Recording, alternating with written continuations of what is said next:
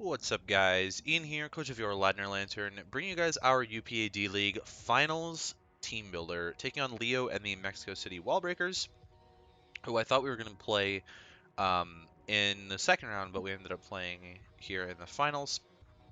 Luckily for me, he took out Ange via FF, so things have not been going great in terms of FFs in these playoffs. But I don't feel as guilty about getting FF through quarters now that Leo got FF through semis. We've both only played one match essentially, so it feels better than what it could have before. So we did play Leo originally in week 6. We took him down 1-0 or 2-0, I can't remember. But it was a very luck-based game. I got a Hurricane Confusion on his Mandibuzz, and I ended up missing a bunch of Hurricanes later on. There were a couple things that stood out to me rewatching that game. I got Spike stacked really hard, which was very painful for what I was bringing. And he didn't bring a lot of the threats that I was expecting. Ended up bringing more of the defensive backbone. Blastoise ended up showing up as sort of a secondary check to Mega Swampert and Rain. Rather than a Lycanroc Dusk or a Nidoqueen or a Kommo-o, which I'm still going to prep for. Looking back at my prep, I probably should have prepped less for Moltres, but let's talk about his whole team. He's got Mega Alakazam, Z Zeraora, Serperior, Nidoqueen, Klefki, Z Kommo-o, Blastoise, Mandibuzz, Moltres, Lycanroc Dusk, Musharna, and Z Wigglytuff. I wasn't expecting Musharna or Wigglytuff last time. They're still not going to come against me. Moltres I don't think is going to come against me despite having 100% accurate Hurricanes. It's not going to be worth it in the rain for him. Last time he brought Megazam, Zeraora, Serperior, Klefki, Blastoise, Mandibuzz. I would not be surprised to see Scarf Serperior this time. He brought, I think it was Z-move Zeraora last time, but it was Bounce Zera for the Amoonguss. And he ended up dealing with my Gardevoir that way. Pardon me, which was my switch into the Zeraora. Priority options on his side, he's got the Zeraora with Fake Out, Quick Attack, Nidoqueen with Sucker Punch, Blastoise with Aqua Jet, Lycanroc Dusk with Sucker Punch and a Saw Rock, Hazard setting in the Nidoqueen with Stealth Rocks and Toxic Spikes, Klefki with Spikes, Kommo-o with Rocks, Lycanroc with Rocks, Wigglytuff with Rocks. Removal options, Serperior with Defog, Klefki with Defog, Blastoise with Rapid Spin, Mandibuzz with Defog, Moltres with Defog, and 4x weaknesses are the Kommo-o to Fairy and Moltres to Rock. So, my Fairy type is solid in this game, but I'm not bringing it. And I don't think I'm actually running any rock coverage either. So I'm not covering the 4x weaknesses, which is super weird. But I'm sort of anticipating that he's not going to bring the same team either. He mentioned last week that his laptop broke and that he had to rebuild on his phone. I don't think he remembers the team that he built if his laptop broke. So I would not be surprised to see a completely different team. Excuse me. Despite him having a relatively close game last time. I, on the other hand, I basically copy and pasted my first 4 sets. So, Heliolisk is exactly the same as last time. Mega Swampert is exactly the same as last time. Hydreigon is exactly the same as last time. I'm pretty sure with Defog over like Earth Power or something. I've got Defog on here now. It still can't touch the Klefki, so I have to rely on other mons to deal with that. Tornadus is exactly the same as last time. And then I ended up scrapping the Necrozma set I had last time and moved to a more offensive set. So this is an Autotomize Expert Belt set.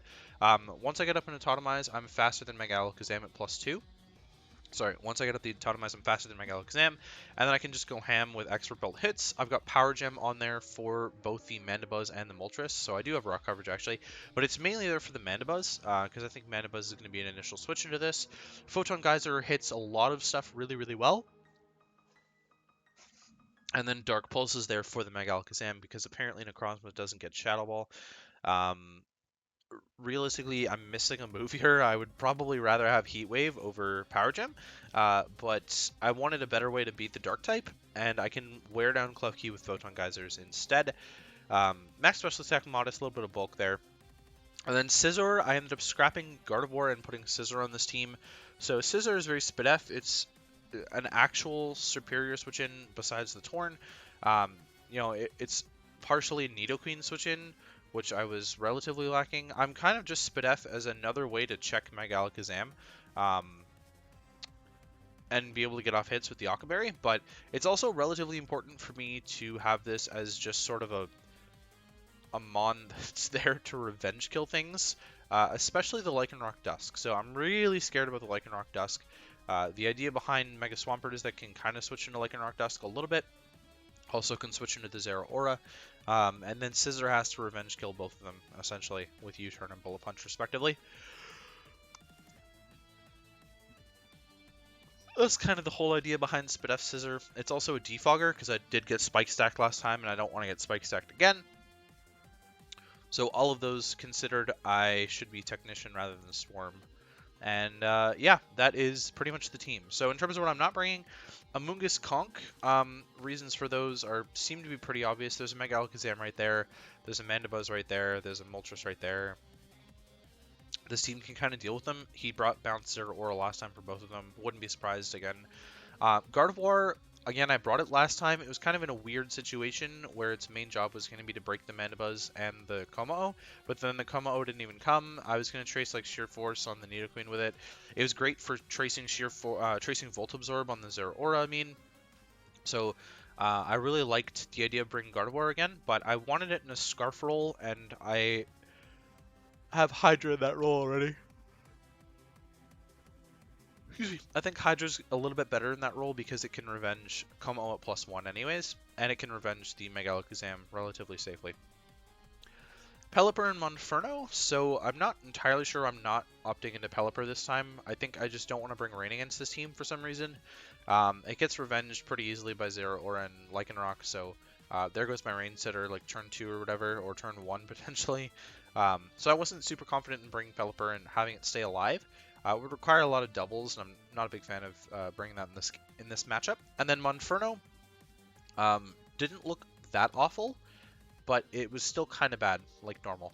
So I did not end up bringing Monferno. So that's the team. Hopefully you guys enjoyed, and I will catch you guys for the match.